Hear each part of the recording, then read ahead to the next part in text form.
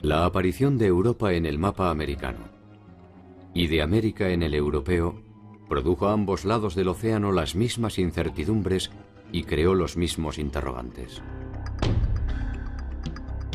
Uno de ellos, quizás el más decisivo, se refiere a la naturaleza del otro. Esta diferencia es el germen de toda conquista, y sobre ella se edificó un mundo lleno de contradicciones, que intentó resolver sus tensiones con interminables improvisaciones. Resultó ser que el otro nunca fue el mismo. Naturaleza y cultura, adelantados y atrasados, corregidores e incorregibles, capitanes y decapitados, jesuitas y chamanes, encomenderos y mitayos, idólatras y doctrineros, siervos, caciques, curacas, cabildantes, tributarios, recaudadores, mestizos, mulatos, esclavos. La hora de los héroes había terminado. La derrota militar de los pueblos originarios daba lugar a una contienda más desproporcionada.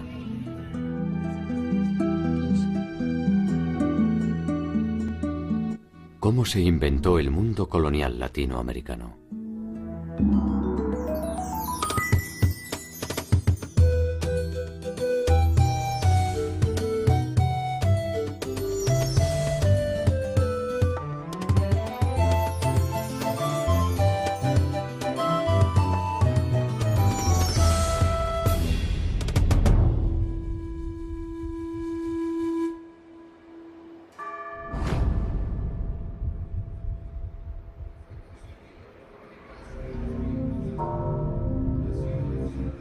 El 13 de agosto de 1521, con la caída de Tenochtitlan, capital del Imperio Mexica, se inició la segunda fase de la conquista del territorio latinoamericano. Por primera vez una batalla decisiva pone a los españoles frente a un territorio de vasta complejidad e innumerables posibilidades de lucro. Tenochtitlan, la ciudad flotante que había maravillado a los conquistadores, había quedado en ruinas. Cientos de miles de cadáveres pertenecientes a ambos bandos cubren la superficie de sus calles y canales, impidiendo el paso y propagando la enfermedad.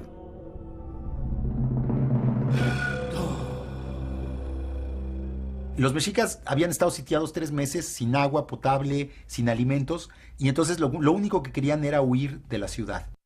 Este fue, yo creo que uno de los momentos de mayor humillación para los mexicas, cuando tuvieron que huir de su propia ciudad y además ser sometidos a el saqueo, los vejámenes y los robos por parte de los españoles y de los tlaxcaltecas, ¿no? En particular les dolía el de los tlaxcaltecas. La derrota final de los mexicas fue obra del intelecto de Cortés y del coraje de sus aliados nativos, entre ellos los tlaxcaltecas, quienes fueron de hecho los vencedores de sus históricos enemigos. Después de la conquista española, de la derrota de los mexicas, se puede decir que en realidad, pues, la mayoría de los indígenas no se consideraban conquistados, porque de hecho ellos habían sido aliados de los conquistadores, y las estructuras políticas de la mayoría de los pueblos indígenas seguían básicamente intactos. Seguían teniendo los mismos gobernantes, que ahora eran aliados de los españoles, seguían teniendo la misma organización social, seguían funcionando básicamente de la misma manera. Los tlaxcaltecas se habían liberado del yugo mexica y pueden reclamar su porción del triunfo. Cortés supo honrar los compromisos asumidos con sus aliados, y con ello da un testimonio cabal de las ventajas de la sumisión a Carlos V.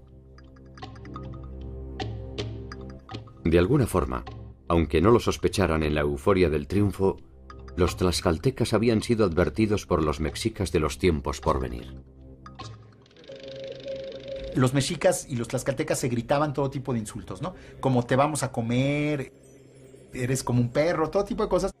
Pero uno de los insultos que le gritaban los mexicas a los tlaxcaltecas era que cuando veían que los tlaxcaltecas estaban destruyendo la ciudad, les decían, sí, síganla destruyendo. A nosotros no nos preocupa porque nosotros sabemos que las van a volver a construir. Porque si nosotros ganamos esta guerra, los vamos a hacer construir piedra por piedra la ciudad. Y si los españoles ganan, los van a hacer construir la ciudad para ellos. Y eso acabó siendo absolutamente cierto, porque unos años después Cortés decidió establecer la capital española en el lugar donde había estado México Tenochtitlan, es lo que ahora es la Ciudad de México, y justamente fueron los propios indígenas, los aliados de los españoles, fueron los que ayudaron a reconstruir la ciudad, solo que ahora era para beneficio de los nuevos conquistadores. La construcción de una nueva ciudad resultaba una medida de carácter menor frente a la empresa que se avecinaba: gobernar un territorio poblado por más de 12 millones de personas. Lo que explica el que muchos pueblos indígenas se aliaran directamente a los españoles era que creyeron que este dominio español iba a venir a sustituir al azteca, que había sustituido al chichimeca, al tepaneca, y el tepaneca había sustituido al tolteca, y el tolteca había sustituido al teotihuacano, pero que iba a seguir siendo una transacción económica entre dos poderes completamente independientes y autónomos, digamos, que solo iba a ser una relación contractual económica. A lo largo de los siguientes 50 años, el poder español lo que intentó fue lograr establecer su autoridad sobre estos pueblos indígenas sin destruir su organización política y social. Los españoles habían descubierto en el Caribe que si causaban disrupciones demasiado grandes en la población, como pues destruir los señoríos, esclavizar a los indígenas, lo único que iban a provocar era el exterminio de la población, y que pues una tierra como México no le serviría de nada sin una población indígena que explotar.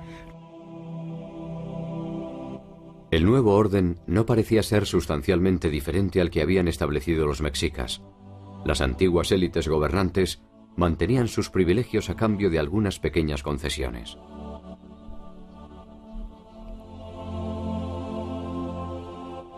Incluso la nueva religión parecía ofrecer una relación más sosegada que la que había impuesto la última etapa del gobierno mexica con el incremento de sus prácticas sacrificiales.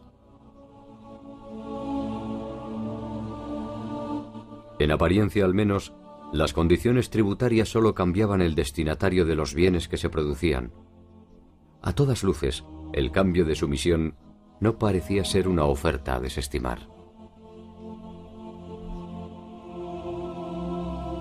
Yo creo que si los indígenas hubieran tenido plena conciencia de lo que implicaba el dominio español, la pérdida de su religión, la pérdida de sus costumbres, la pérdida de su lengua, incluso el trato peyorativo a sus instituciones, hubieran presentado mayor resistencia. Este dominio se manifiesta mediante la incorporación de los indígenas en calidad de vasallos de Carlos V. A partir de este nuevo estatus jurídico, se establece la obligación de tributar a la corona.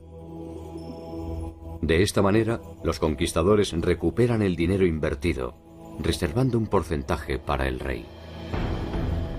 Bueno, hay que pensar que la conquista de América, si bien se hizo en nombre del rey, en realidad fue fundamentalmente financiada por los propios conquistadores. Entonces, esta actividad, que era casi privada, es una mezcla de lo público y lo privado, muy típico de la época del antiguo régimen, desarrollaba o permitía desarrollar un sistema de dones y contradones. Por el hecho de haber realizado la conquista en nombre del rey, el rey estaba obligado a ofrecer ciertas mercedes. Y una de las mercedes que el rey iba a otorgar a estos conquistadores que habían arriesgado su vida y sus dineros fue entregar a los indios en encomienda.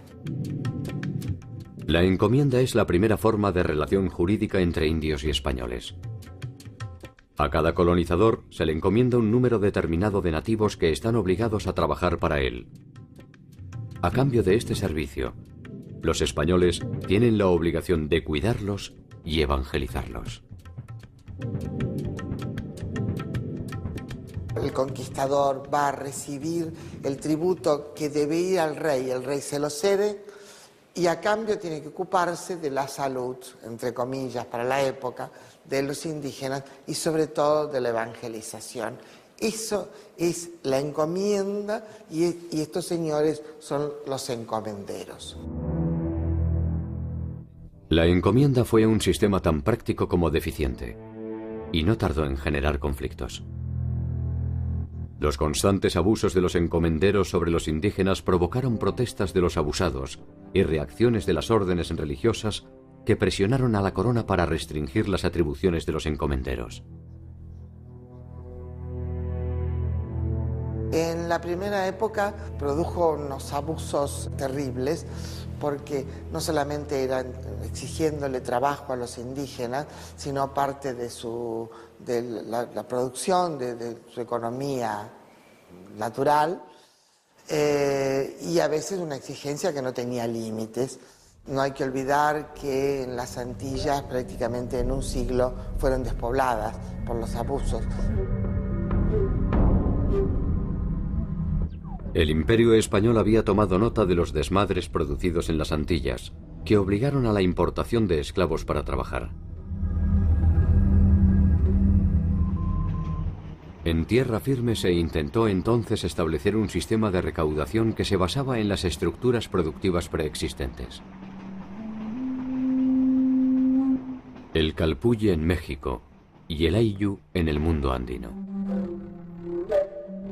El ayllu es un sistema que significa la propiedad comunitaria de un territorio, pero a la vez significa tener ancestros comunes. Entonces, este ayllu es la base de la comunidad. Bueno, el trabajo comunal es una tradición sumamente importante en el mundo andino, ¿eh? Tanto la siembra como la cosecha tiene que ser hecha por medios comunitarios y la comunidad siempre se ha unido para este tipo de trabajos. Los españoles mantuvieron el ayllu no tanto porque respetaran aquello, sino porque les convenía.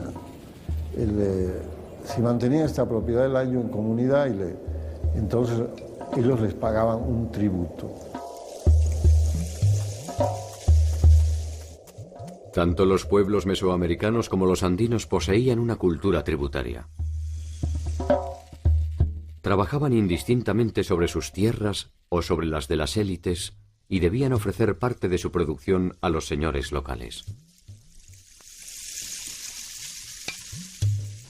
La política española respetó, al menos formalmente, esta propiedad comunitaria en la medida en que le permitía la obtención de beneficios. Es el sistema que se aplicaba en los incas, que el tributo que daban era en energía, tiempo de trabajo. El problema es que en los incas estaba regulado. En tanto, en la colonia había una explotación a veces indiscriminada. Nunca se habían enfrentado directamente como individuos al tributo. El Imperio Español llegó y lo primero que quiso imponer es una tributación tú a tú, individuo con autoridad política. Y esto sí empezó a romper los lazos de solidaridad, de ayuda mutua que se tenían dentro de la colectividad, que se habían generado en la forma de producir el tributo anteriormente.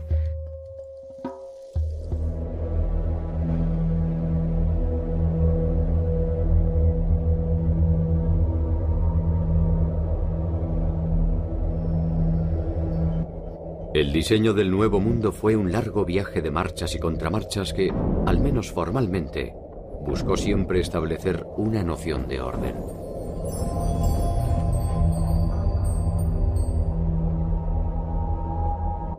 El territorio era una hoja en blanco sobre la que se podía trazar una cuadrícula perfecta. Cada uno de los solares, rigurosamente divididos por los conquistadores, eran entregados a los principales encomenderos que iniciarían así su lento y persistente camino hacia la formación de una nueva aristocracia.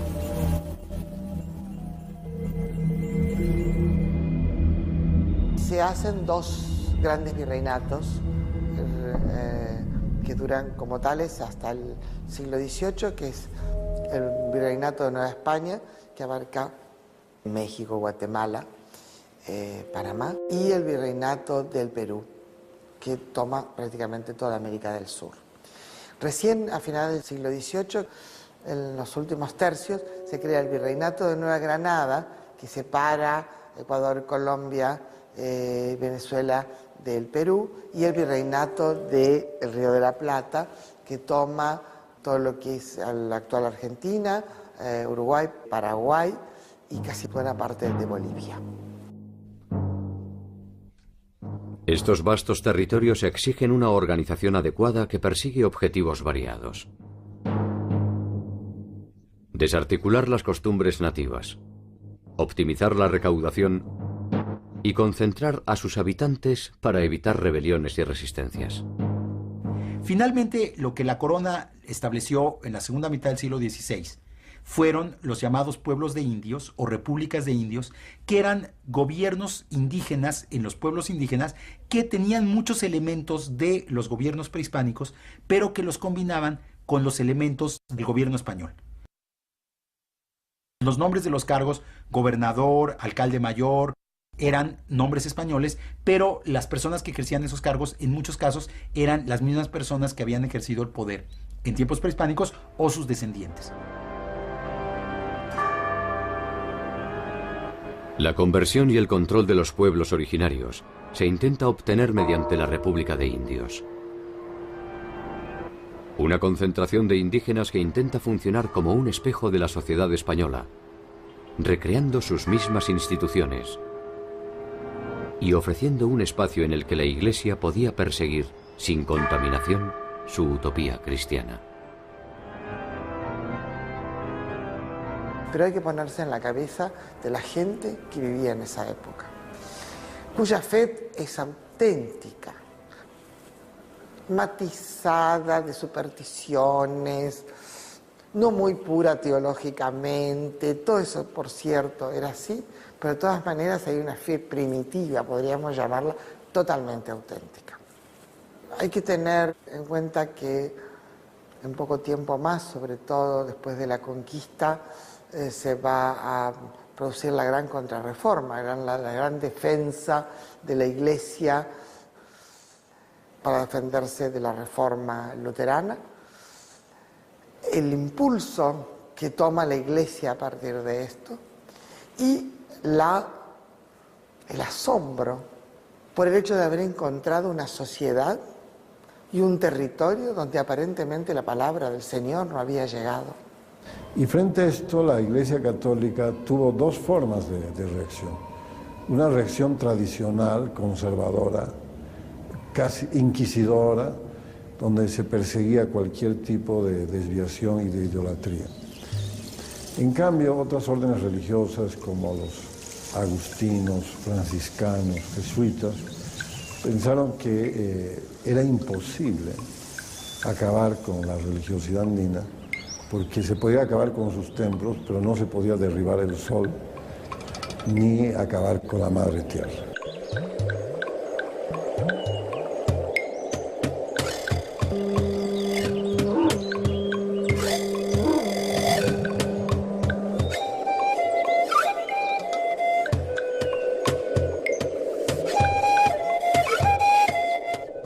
La llamada conquista espiritual produce sin dudas una desarticulación más extrema que las imposiciones de corte político o económico. Las religiones politeístas suelen ser más permeables ante la aparición de nuevos dioses. Las monoteístas, en cambio, son necesariamente fundamentalistas, puesto que reposan sobre un paradigma demasiado rígido como para tolerar digresiones.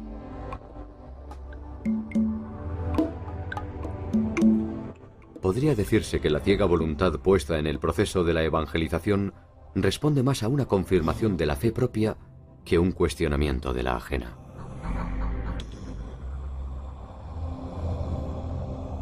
En los primeros años, el éxito de la evangelización fue inmenso. Los frailes bautizaron a miles de indígenas, los indígenas asistían por millares a las misas. Parecía que el éxito militar había sido acompañado por un éxito religioso. Una evangelización que tiene tramos, que tiene un periodo muy ingenuo, creyendo que con bautizarse lograba la evangelización real. Después se dan cuenta que se necesita la catequesis, etcétera, que es necesario llevar cada vez más sacerdotes y más evangelizadores en general, y que es una tarea muy difícil y muy lenta, pero bueno, nunca se renuncie a esa tarea, nunca. Una vez terminada la resistencia militar, vino una resistencia cultural, mental. Es decir, los españoles pudieron dominar, obligarlos a pagar tributo, etcétera, pero nunca dominaron completamente sus mentes. Entonces, la resistencia más importante de estos pueblos fue mantener su idioma, sus costumbres y obviamente su religión. En los casos de las fiestas que los españoles imponen al poblador indígena para que estos la celebren, ocurre una cosa muy especial. Es que los pobladores andinos utilizaron el calendario español y católico y lo sobrepusieron a la propia celebración de sus propios rituales y siguieron pensando en que estaban celebrando sus propias creencias, adorando a sus propias deidades, a pesar que estuvieran bajo el nombre y la denominación de un santo español o de una virgen, como se los exigían los evangelizadores de la colonia. Con nombre del Padre, el Hijo y Espíritu Santo. Amén. Esta familia, Tatsmanchila, Baraca Chachila, Chuchula Chachila, Velapaita Chachila. Dulce María. Los pueblos indígenas tuvieron resistencia al cambio y lo más difícil para adaptarse es lo ideológico, ¿no? Entonces ellos de alguna manera tomaron cosas del catolicismo y de la nueva prédica evangelizadora que les hacían los sacerdotes y de alguna manera supieron reconocer algunas cosas que su propia religión les proveía y hicieron una bellísima integración de conceptos antiguos con conceptos modernos. En algunos casos cambiaron los nombres, pero en esencia se seguía manteniendo el culto, por ejemplo, a las deidades protectoras de la agricultura, a las deidades protectoras de las clases menos protegidas, a la veneración de fuerzas naturales que les eran importantísimas para su vida cotidiana, como la lluvia, la vegetación, la regeneración de las plantas, etc.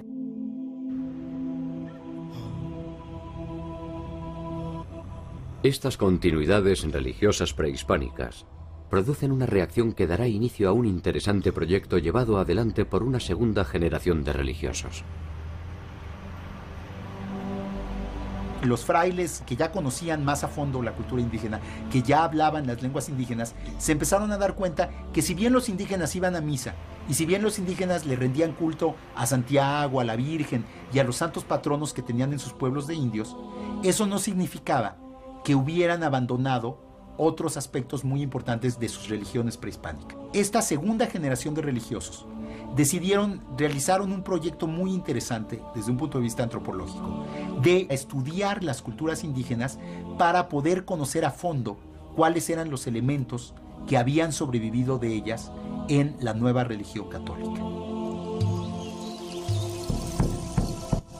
Esto da origen a una serie de obras memorables entre las que destacan La historia de las Indias de Nueva España, de Fray Diego Durán.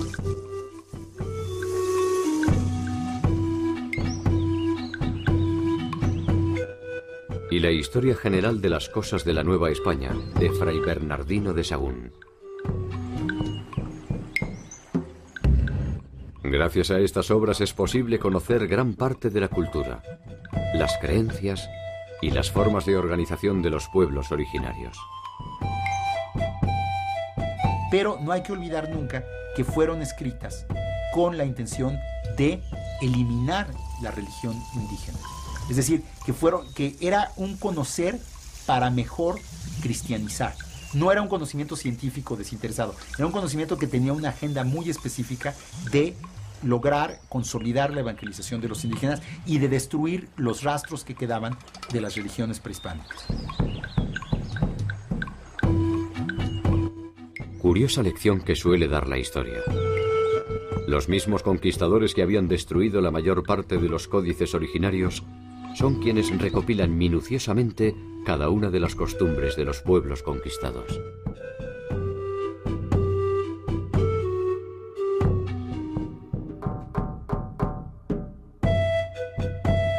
Tanto Sahagún como Durán persiguen objetivos específicos: entender para destruir. Sin embargo, en ocasiones sus crónicas se abandonan a una contemplación que ofrece una visión distintiva de los vencidos.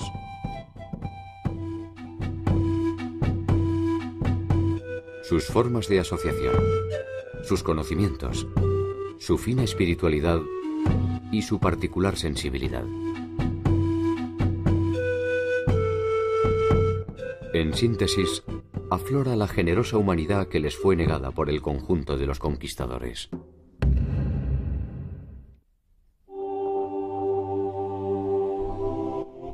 Tanto la corona española como la portuguesa intentaron establecer un modelo teórico de sociedad.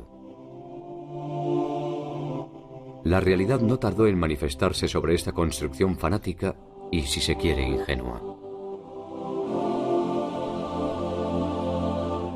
Los límites estrictos entre la República de Indios y la de españoles se hicieron difusos. Las intenciones por preservar a los indígenas fracasaron. Las pasiones y ambiciones humanas comenzaron a establecer fugas, pequeñas grietas que la legislación no podía contener. Todo está estructurado en las llamadas dos grandes repúblicas, la República Española y la República de Indios.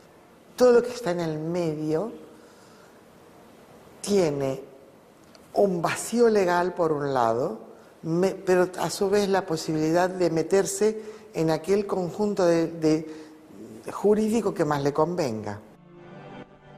En ese medio se produce una fusión entre los grupos sociales que derrumbará la pureza del proyecto original. Un resultado previsible era la unión de un español con una india, que daba origen a un mestizo. Las hijas mestizas son casadas con españoles importantes, con lo cual rápidamente esa gota de sangre queda dando vuelta en el mestizaje biológico, pero se pierde en el mestizaje cultural y sobre todo en la categorización. Pasan a ser categorizados como españoles, ¿no? Es muy interesante ese proceso, cómo se va dando, porque el mestizaje no se detiene nunca. Pero las leyes siempre miran para otro lado. Poco tiempo después, la condición de mestizo resulta insuficiente para clasificar al conjunto de la sociedad. Castizo, mulato, morisco, torna atrás, lobo, zamballo, cambujo, barcino, coyote, chamizo, jíbaro, tente en el aire y no te entiendo son algunas de las maneras de establecer las nuevas categorías de desclasados.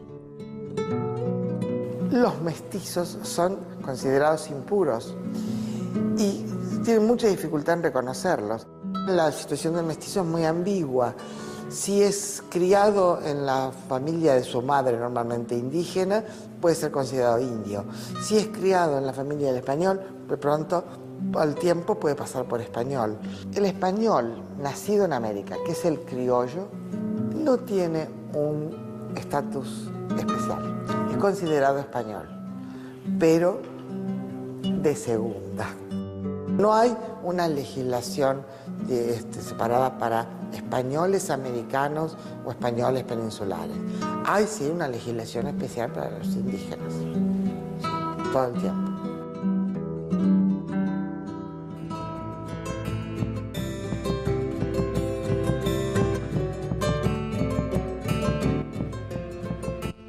Hacia finales del 1500, el mundo prehispánico está virtualmente desaparecido.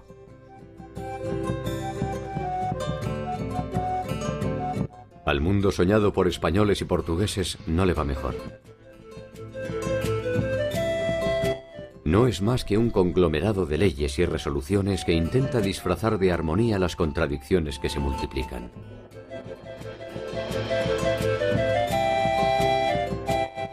Latinoamérica se abre paso a su propio tiempo histórico. Una versión distintiva, original, y profundamente desgarradora se precipita sobre toda la extensión continental.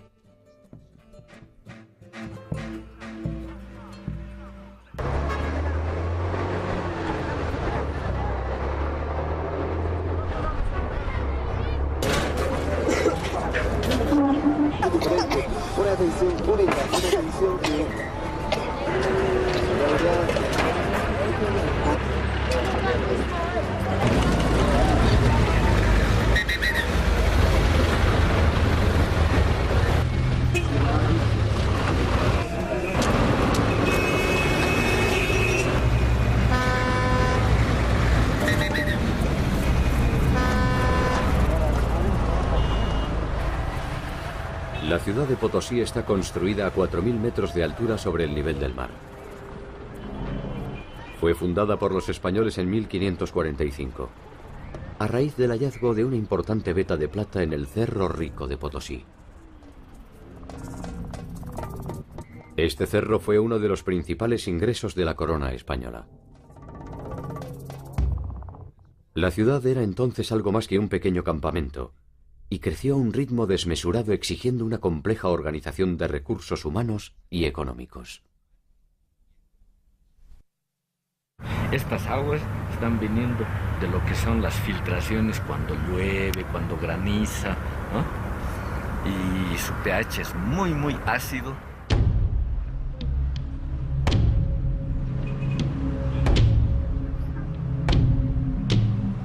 La plata se producía en el Cerro Rico de Potosí, se procesaba en ingenios que estaban situados en la villa. Para eso se ha construido un sistema hidráulico, el segundo más grande del mundo. Se han construido ingenios para que puedan funcionar ruedas hidráulicas, que era el único equipo prácticamente industrial.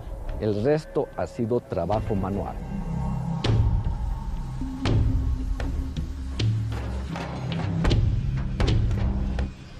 La mina se mantiene activa en la actualidad y si bien los tiempos han cambiado y la tecnología ha optimizado la explotación, una primera mirada se convierte en un viaje al pasado.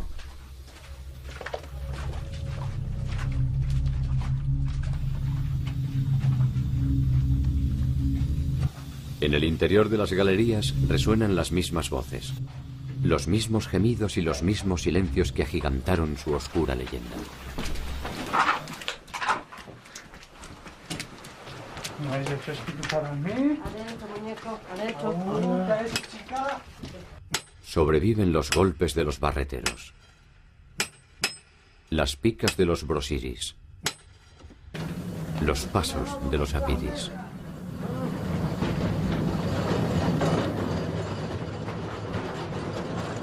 Durante el Imperio Inca, la población estaba obligada a realizar turnos de trabajo obligatorio para beneficio de los curacas locales que representaban al incario.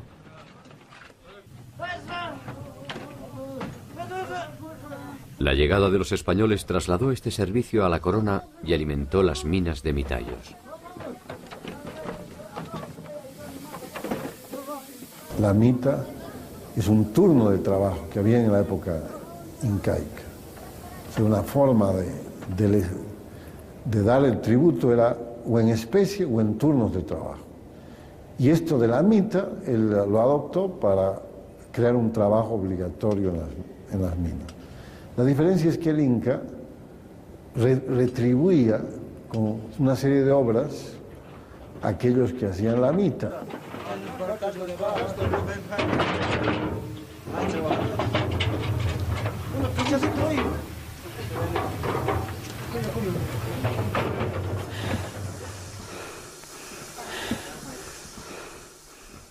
4.500 mitayos trabajaban durante una semana ininterrumpida en el interior de las minas. Al finalizar, tenían 2 semanas de descanso. Durante esas 2 semanas de descanso, esta gente se alquilaba. El mitayo se volvía minga. Y entonces esas semanas de descanso no eran en realidad de descanso. Un minga recibía mucho más dinero que un mitayo. Y de ahí era que más o menos podía tener algún beneficio que le dé alguna ganancia a su estada en Potosí.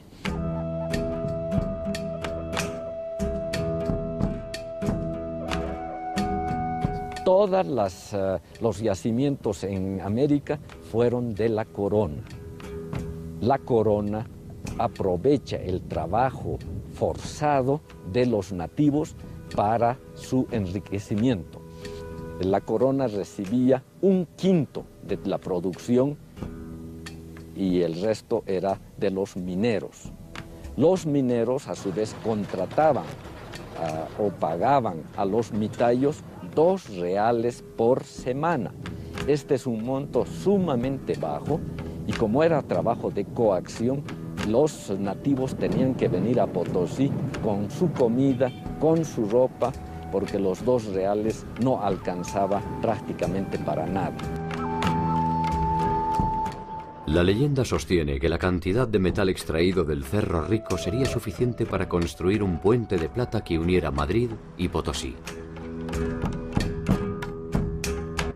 Ese puente hipotético sin duda se hubiera construido con el sudor de los mitayos. Cada 7 años, cada uno de ellos debía cumplir 1 año de trabajo obligatorio en las minas. En los momentos de mayor producción, Potosí albergó más de 13.500 hombres provenientes de distintas y distantes regiones del mundo andino.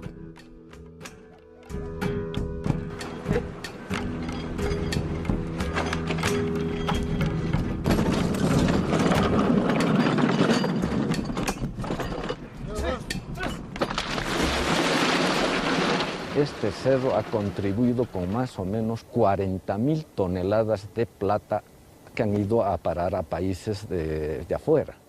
Parte de esa plata obviamente ha servido para fundar o tener una ciudad a estas alturas, a 4.000 metros de altura prácticamente, y que haya sido reconocida por la UNESCO como Patrimonio de la Humanidad.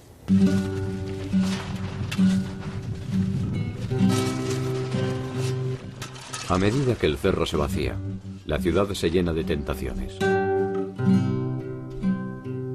Los mitayos viven en las parroquias de los suburbios, muchos de ellos lejos de sus familias, juntando uno tras otro los reales que les permitirán, además, pagar el tributo que les exige el rey por la gracia de haber sido descubiertos.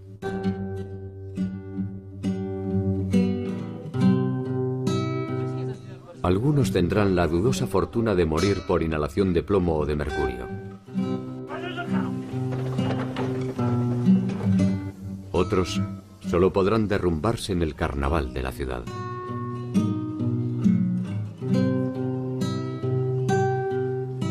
Una ciudad que tiene dinero siempre es atractiva, por más que la gente no logre alcanzar sus objetivos.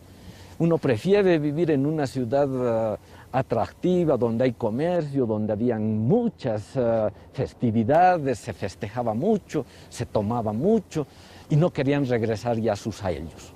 Entonces empieza a haber un despoblamiento de las provincias mitarias.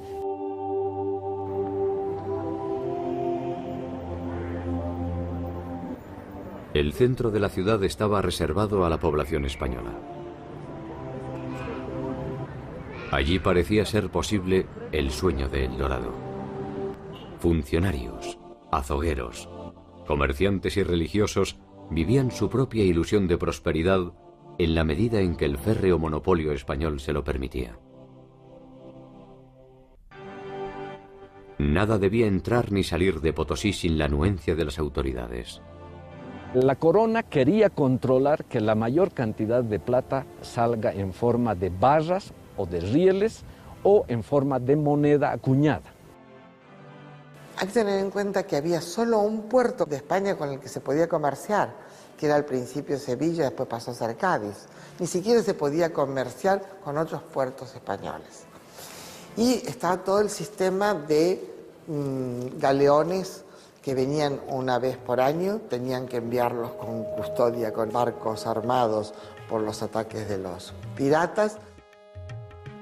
Esas flotas llegaban o a Veracruz, en México, el Virreinato de Nueva España, o a Portobelo, en Panamá, para el caso de América del Sur. Ahí tenían que atravesar el istmo por tierra, volver a embarcar y otra vez un monopolio. El único puerto habilitado era Lima. El circuito inverso se originaba en Potosí. La plata extraída se trasladaba en caravanas de llamas hasta San Marcos de Arica. Desde Arica se trasladaba al puerto de Lima. En Lima se juntaban con las producciones de otros lugares, también del Perú, y se cargaban a galeones hasta Panamá. Nuevamente, por mulos, caballos o cualquier fuerza animal, se llevaba a Portobelo. Y de Portobelo a La Habana, Cuba, donde finalmente se hacía el carguío de la plata mexicana, la plata peruana, la plata potosina. De La Habana salían los galeones 2 veces al año y llevaban la plata hasta Cádiz, de Cádiz a Sevilla, y en Sevilla esperaban los mercaderes, esperaban todos los que cobraban por haber dado el dinero para el trabajo en las minas en América. Comerciar una vez por año era absolutamente complicado, ¿no? Y porque era complicada después la red en la cual había que producir la distribución de mercaderías. De alguna manera vienen muchos más barcos, con permiso, sin permiso, legal o ilegalmente. Hay mucho comercio de contrabando. El contrabando es la manera de sortear la restricción de la corona y también la forma más aceitada de movilidad social. Mulas, tejidos, carnes, esclavos y objetos suntuarios llegan a Potosí provenientes de Brasil y Buenos Aires. De Potosí siempre sale lo mismo: plata para la corona o plata para los dueños de las minas y los funcionarios. Se estima que por lo menos 1/3 de la plata extraída elude el control de la corona y se utiliza para poner en marcha el comercio ilegal. Comienzo del siglo XVII, hubo virreyes en Perú absolutamente entremezclados en contrabando, terriblemente mezclados, usando, por supuesto, firmas que los representaban, ¿no? Las autoridades de Buenos Aires también totalmente mezcladas con el contrabando, a pesar de que eran los que obligados a combatirlo. El tránsito hacia una economía mercantil se produce sin reparar en los caídos. La invasión europea modifica irreversiblemente el orden político y social. El repliegue de los pueblos originarios se tensiona entre la necesidad de mantenerse dentro del nuevo esquema y conservar de alguna forma la tradición que les da sustento. Los pueblos de indios y las reducciones concentran a la población. El control de estas unidades se establece por medio de prebendas y compra de voluntades. Los viejos lazos de relación de los pueblos se fueron perdiendo, hasta casi desaparecer. La supervivencia física también se vio repentinamente amenazada. Lo que sí debilitó seriamente a la sociedad indígena fueron las epidemias a todo lo largo del siglo XVI y principios del siglo XVII. Empezando por la epidemia de viruela durante la conquista. En los años 30, sobre todo en los años 40, hubo otra oleada de epidemias muy brutales, y en los años 70 del siglo XVI hubo una tercera oleada de epidemias. Que venga cualquier persona contagiada de viruela de otro lugar, un comerciante, uno que se dedicaba a traer sal, cualquier insumo, se contagiaba, venía aquí y aquí había una acumulación grande de personas. Entonces la enfermedad se propagaba muy fácilmente. La catástrofe demográfica ha producido alguno de los más encendidos debates a propósito de las consecuencias de la conquista.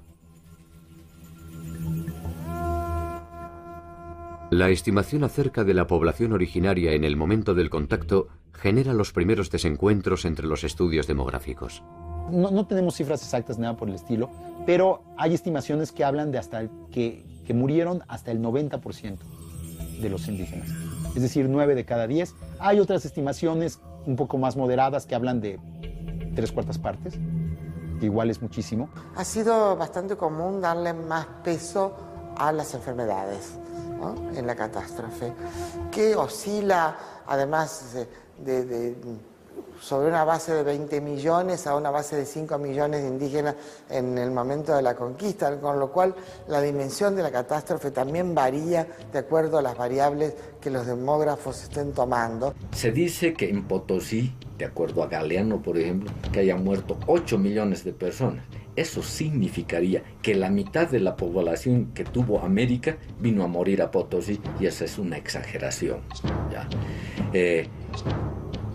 Capoche, uno de los cronistas mineros, él tenía intereses mineros, minas, ingenios en Potosí, habla en su relación de que al año morían 50 personas. Este número también es tremendamente pequeño. Para 13.500 personas que llegaban al año a Potosí, que mueran 50, no era nada. Estas epidemias sí afectaron todos los sectores de la población indígena. Afectaron a las élites porque murieron muchas personas que tenían conocimientos esotéricos o conocimientos muy restringidos y que ya no pudieron ser transmitidos. Artesanos, religiosos, políticos. Afectaron a los campesinos porque hubo aldeas enteras que fueron despobladas y hubo también muchas tecnologías, muchas prácticas productivas que ya no pudieron sostenerse. Que no es que yo quiera decir que los españoles fueron unos angelitos aquí, pero tampoco no se puede decir que quisieron eliminar a los nativos. No les interesaba eliminar, porque eliminaban la mita, que era el valor agregado que ellos encontraban en su negocio minero. El contacto entre europeos y americanos se habría producido tarde o temprano, y difícilmente se hubieran podido evitar las consecuencias bacteriológicas del encuentro. Las epidemias, el exterminio y la guerra ya se conocían en el territorio de la actual Latinoamérica. Pero la naturaleza de la dominación europea resultó desproporcionada para los modos de vida de las sociedades originarias. Abandonados por sus dioses y por sus gobernantes, las responsabilidades colectivas se tornaron individuales y nuevas formas de morir se hicieron presentes en el horizonte. Y ahí podríamos incluir al alcoholismo como enfermedad profesional. Si la gente, después de cumplir su labor, se dedicaba a emborracharse, el alcoholismo traía muchas complicaciones, males hepáticos, males del estómago, cirrosis. El alcohol se utilizó como forma de pago, como forma de dominación. Y si bien se sabe que en la época prehispánica se tomaba ya la chicha y otro tipo de bebidas, con la colonia esto se incrementó, ¿no? Igual que la pobreza. Sea cual sea la cifra definitiva, las fuentes confirman que entre el año 1500 y el 1600, el número de habitantes nativos disminuyó a niveles alarmantes, despoblando vastas zonas territoriales de Latinoamérica. Hacia 1780 se registrará una recuperación en los pueblos originarios. Probablemente, dada la magnitud de la catástrofe, estas nuevas generaciones sean ya el producto de un nuevo paradigma cultural que deba tanto al viejo modelo como al nuevo. Lo que sucedió es que a finales del siglo XVI, después de estas grandes oleadas de epidemias, las sociedades indígenas se reconformaron ya en el marco del régimen colonial y construyeron nuevas formas de vida con muchos elementos europeos, pero también con muchos elementos prehispánicos. Y las sociedades indígenas que conocemos hoy son realmente las descendientes de esas sociedades reinventadas del periodo colonial, que tienen una fuerte raíz prehispánica, pero que también tienen muy importantes elementos occidental. Por ejemplo, ustedes van a poder observar en el mundo aymara actual, hay varios indicadores de esto, ¿no?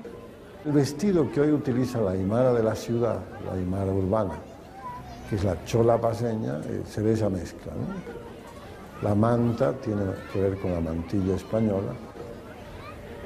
En cambio, el aguayo que llevan para cargar a los niños es un textil, además de una alta simbología, porque sobre ese aguayo se hace, por ejemplo, la mesa aymara, o se come, o los rituales, ahí se carga el niño.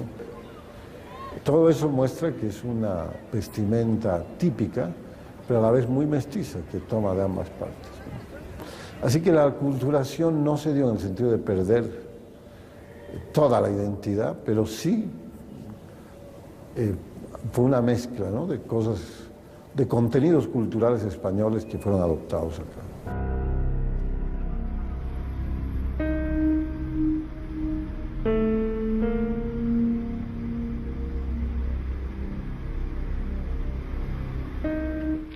Ninguno de los mundos que se encontraron era perfecto. Y los eufemismos para denominar el evento desnudan necesariamente sus intencionalidades. La sociedad que se proyectó para Latinoamérica encontró finalmente sus propios carriles para procesar las tensiones de la puja de intereses y pasiones. Y la otra desapareció definitivamente. El análisis de los hechos nos enfrenta a una disyuntiva tal vez imposible. Intentar recuperar el mundo originario o aceptar lo que somos hoy en día. Quizás ambos modelos no sean más que una utopía inútil. Quizás solo seamos testigos mudos de un devenir irreversible, que no es más que el saldo resultante entre nuestras voluntades y nuestras omisiones.